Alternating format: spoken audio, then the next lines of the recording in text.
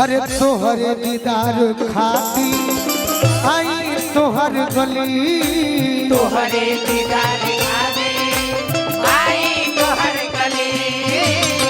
तोहरे दीदार खाती आई तोहर गली, तोहरे दीदार खाती आई तोहर गली, अरे आई तोहर गली। हमरा के हुआ के तो तकलीफ, तोहरा के हुआ के तो तकलीफ होखेला, तोहरा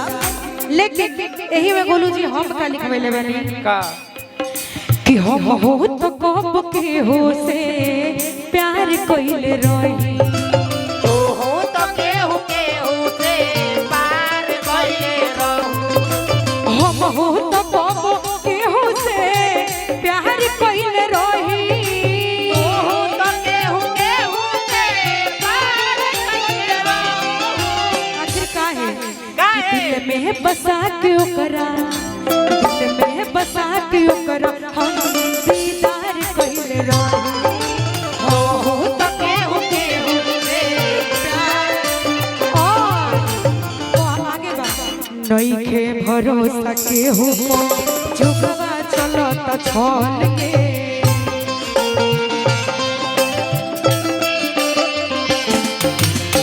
प्यार तो व्यापार होई गइले आज कल के,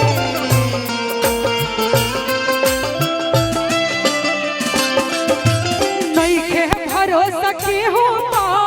झुकवा चलत छल के, प्यार तो व्यापार होई गइले आज कल के,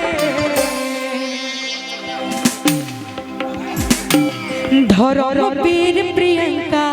मीठा मीठा भैया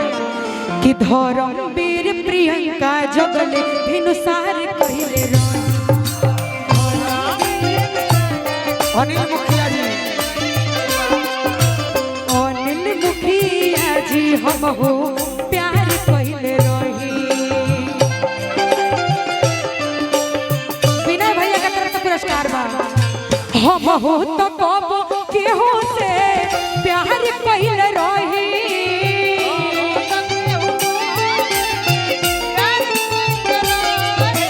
हम हो तो कब केहू से